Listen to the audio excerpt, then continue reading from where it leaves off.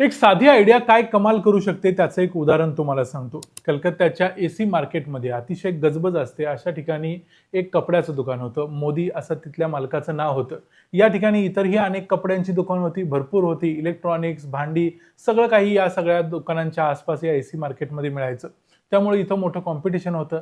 वडिलांचं म्हणजे मोदीचं असं म्हणणं होतं की जे काही ट्रॅडिशनल पद्धतीनं साड्या, सुटिंग, शर्टिंग हे चाललेलं आहे हेच विकत राहायचं आणि याच्यातून चांगला धंदा बसवायचा आणि त्याच्यातून पैसे मिळवायचे. पण याचा एक मुलगा होता, त्याचं नाव होतं रवी मोदी. रवी मोदीला मात्र काहीतरी वेगळं करायचं होतं. त्याच्या डोक्यात काहीतरी वेगळ्या आयडिया होत्या, पण त्या करण्यासाठी त्याच्याकडे पैसे नव्हते. त्याने एकदा दुकानातून वडिलांना सांगूनच ₹20,000 घेतले आणि तो काहीतरी वेगळं करण्याचा प्रयत्न करत होता. पण वडील म्हणाले, "नाही, जे चाललंय ते चालू दे. या धंद्यातून पैसे काढून दुसरीकडे काढून पैसे जाळायचे नाहीत." म्हणून त्यानं ते पैसे मुलाकडून काढून घेतले. वयाच्या 13व्या वर्षापासून रवी मोदी आपल्या वडिलांच्या बरोबर दुकानात बसायचा. पण त्यानं वडिलांना सांगितलं, "आजपासून मी तुमच्या दुकानात बसणार नाही.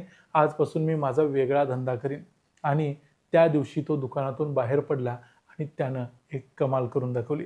त्यानं काय करून दाखवलं आणि आज रवी मोदी काय आहे, कुठं आहे, ते सगळं बघूया आजच्या या व्हिडिओमध्ये. मी आहे रणजित यादव आणि तुम्ही पाहताय द मराठी बाणा. रवी मोदी आता 22 वर्षांचा झालेला होता. त्यानं ठरवलं की आता काहीतरी वेगळं करायचं आहे आणि त्यासाठी तो आपल्या आईकडे गेला. आईकडे जाऊन त्यानं आईला सांगितलं की मला कुर्ता, पायजमा, ट्रॅडिशनल शेरवानी वगैरे अशा गोष्टींचा बिझनेस करायचा आहे आणि त्यासाठी मला ₹10,000 पाहिजेत.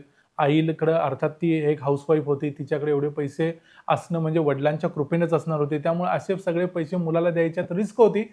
पण तरीही तिनं मुलावर विश्वास ठेवला आणि तिनं ₹10,000 मुलाला दिलं.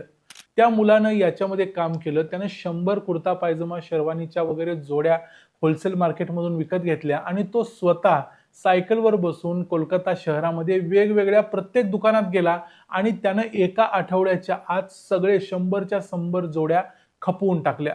ही गोष्ट त्याच्यासाठी सुद्धा एक नवीन चमत्कार होती की आपण दुकानात बसून जो धंदा करू शकतो त्याच्यापेक्षा बाहेर पडून वेगळा धंदा करू शकतो. प्लस याच्यामध्ये एक नवीन गोष्ट होती की कुर्ता पायजमा गोष्टी फक्त लोक शेरवानी वगैरे फक्त लग्नासाठी घेत नाहीत, तर दुसऱ्याच्या लग्नात देखील त्यांच्या घरातले फॅमिली मेंबर्स घेतात आणि अनेक लोक घेतात. त्यामुळे 1999 सालीच त्याच्या लक्षात आलं की हा एक मोठा धंदा येणाऱ्या काळात होऊ शकतो आणि त्यासाठी आपण आत्तापासून तयारी केली पाहिजे. त्याने या 100 जोड्या फक्त कोलकाता शहरामध्येच विकलेल्या होत्या. आता कोलकात्याच्या बाहेर गेलं तर आजूबाजूच्या राज्यांमध्ये, मोठ्या मोठ्या शहरांमध्ये, इकडं सगळीकडे गेलं तर आपल्याला किती जोड्या लागतील. मग हा मार्केट किती मोठा आहे आणि या मोठ्या मार्केटमध्ये स्केलेबिलिटी किती जास्त आहे याचा त्याला अंदाज आला आणि मग त्यानं ठरवलं की आता आजूबाजूच्या शहरांमध्ये, आजूबाजूच्या राज्यांमध्ये देखील जायचं. ही एक छोटीशी आयडिया त्याला सुचली आणि त्याचं आयुष्य कम्प्लिटली बदललं. कारण त्यानंतर तो पश्चिम बंगाल बरोबर उत्तर प्रदेश, बिहार, झारखंड, ओडिसा या सगळ्या राज्यांमध्ये वेगवेगळ्या दुकानांच्या कॉन्टॅक्टमध्ये गेला. दुकानांमध्ये जाऊन तो तिथं कपडे पुरवायला लागला. या सगळ्या गोष्टींची सुरुवात झाली कारण त्याला असं वाटलं की ही आयडिया आपण स्केल करू शकतो. आता यानंतरची रवी मोदीची जी स्टोरी आहे ती अत्यंत इंटरेस्टिंग आहे. पण मी त्या अगोदर तुम्हाला एक इंटरेस्टिंग ॲप बद्दल सांगतो. मित्रांनो, आजच्या जागतिक बातम्यांनी पुन्हा एकदा मार्केट हादरून टाकलं आणि ज्यांनी योग्य वेळी इन्व्हेस्ट केलं त्यांनी संधीचा पुरेपूर फायदा उठवला. पण जे अजूनही मार्केटपासून दूर आहेत ते फक्त इतरांचे पोर्टफोलिओ वाढताना बघत राहिले. म्हणूनच खूप जण मला विचारतात स्टॉक मार्केटमध्ये. आता येऊया आपण आपल्या स्टोरीकडे. वयाच्या 13व्या वर्षीपासून रवी मोदी या कपड्याच्या धंद्यामध्ये होता. त्यामुळं त्याला बऱ्याचशा गोष्टी या धंद्यातल्या समजलेल्या होत्या. कुठलं मार्केट कुठं आहे, कुठं मार्केट नाही, या गोष्टींचा त्याला चांगला अंदाज आलेला होता. 1999 पासून 2008 पर्यंत उत्तर प्रदेश, मध्य प्रदेश, बंगाल, झारखंड, ओरिसा या राज्यांमध्ये त्यानं बिझनेस केलेला होता.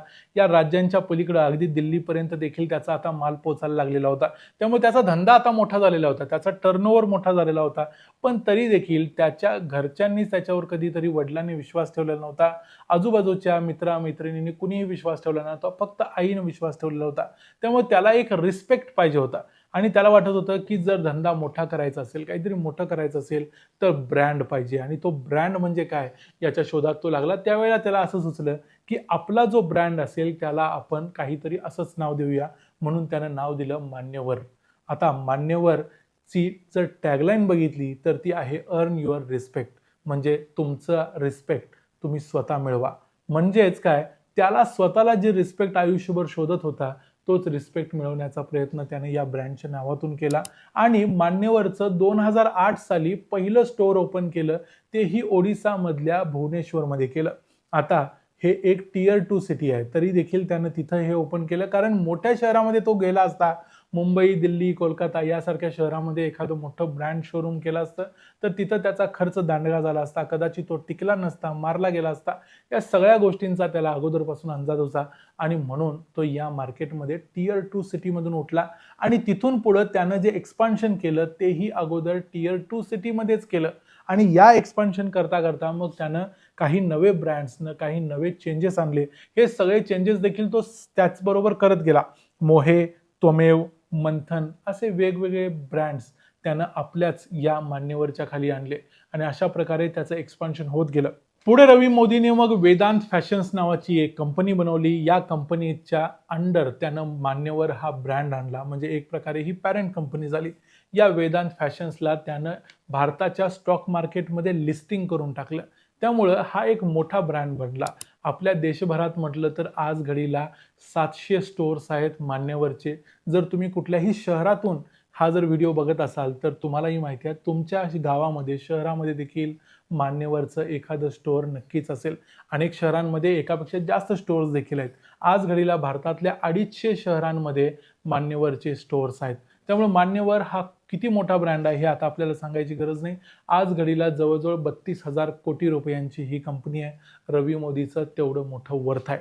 एकेकाळी फक्त लगीन सराईच्या पुरतच या गोष्टीकडे लक्ष दिलं जायचं किंवा कुर्ता पायजमा शेरवानी या गोष्टींच्याकडे इतकं जास्त लक्ष दिलं जात नाही किंवा आपण कधी हे वापरतच नाही असं समजून ज्याला इग्नोर केलं होतं, त्याच क्षेत्रामध्ये रवी मोदी घुसला आणि त्याने एक मोठा ब्रँड बनवला. आता एकदा मान्यवर मोठा ब्रँड तयार झाल्यानंतर मग बाकीच्यांनाही सुचलं आणि अनेक नवीन ब्रँड्स आता याच एथनिक विअर या कॅटेगरीमध्ये आले. पण आता खूप वेळ झालाय, खूप कॉम्पिटिशन आहे. त्यामुळे या कॉम्पिटिशनवर मात करून अनेक ब्रँड्स प्रयत्न करतायत. त्यांची नावंही तुम्हाला माहिती आहेत. पण मुद्दा असा आहे की सगळ्यात पहिल्यांदा रवी मोदीला ही आयडिया सुचली आणि त्या आयडियाचं त्यानं चीज केलं. आजच्या या व्हिडिओमध्ये इथंच थांबूया. हा व्हिडिओ तुम्हाला कसा वाटला ते आम्हाला कमेंट्समध्ये जरूर सांगा. रवी मोदीची चिकाटी किंवा एक आयडिया काय करू शकते याबद्दल तुमचं मत आम्हाला कमेंट्समध्ये जरूर सांगा. व्हिडिओ आवडला असेल तर व्हिडिओला लाईक करा, चॅनलला सबस्क्राईब करा. पुन्हा भेटू पुढच्या व्हिडिओमध्ये. तोपर्यंत पाहत राहा द मराठी बाणा. जय हिंद, जय महाराष्ट्र.